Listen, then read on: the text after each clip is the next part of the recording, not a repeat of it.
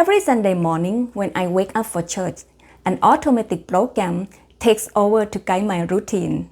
I rise without much thought and then prepare myself for a day ahead, almost as if I'm operating an autopilot, automatically unaware of how much my life runs this way. Most of the time, my actions, whether I'm cooking healthy meal, practicing English, or getting ready for church, take place without me putting any thought into them. This decision to take care of myself is, in many ways, an unconscious one. It's not that I don't know what I'm doing, it's just I've been doing it so long that it feels like second nature.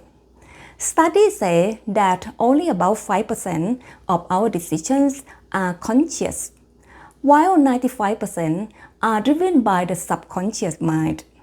That means the majority of choices I make, such as how I plan my day or even what I eat, occur below the level of conscious thoughts.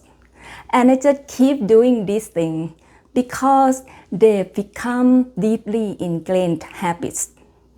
Many people believe that unconscious decision making is the root of bad choices, that when we act automatically, we are more likely to make poor decisions.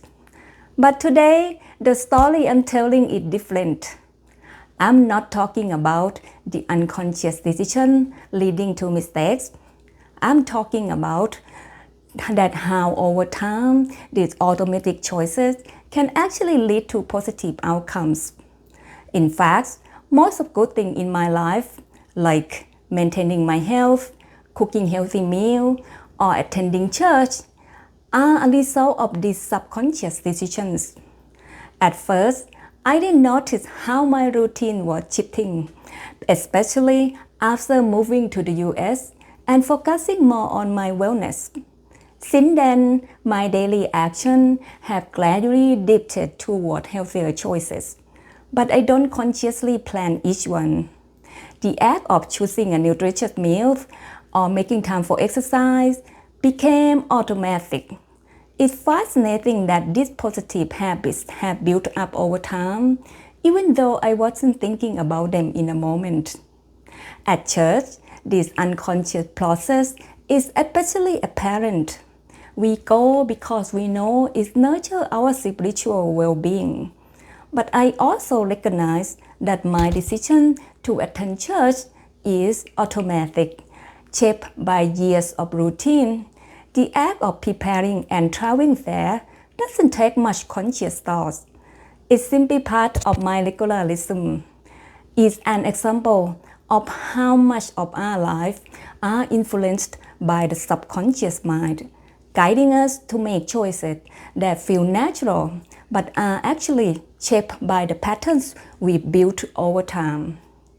This motivation or persuasion, convincing myself that these habits are good for me, happens unconsciously too.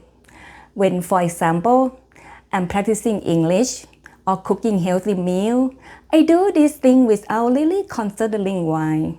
The action is automatic, set by the decisions, which then became the habits that boost my health and well-being. I'm now aware of how much of my life is shaped by these unconscious decisions and embrace them. And I see that these decisions are the backbone of my life. What happened throughout my day, from practicing my English to enjoying quiet Sunday with my husband, is largely determined by choices made without deep thought. And this is where the ordinary happens.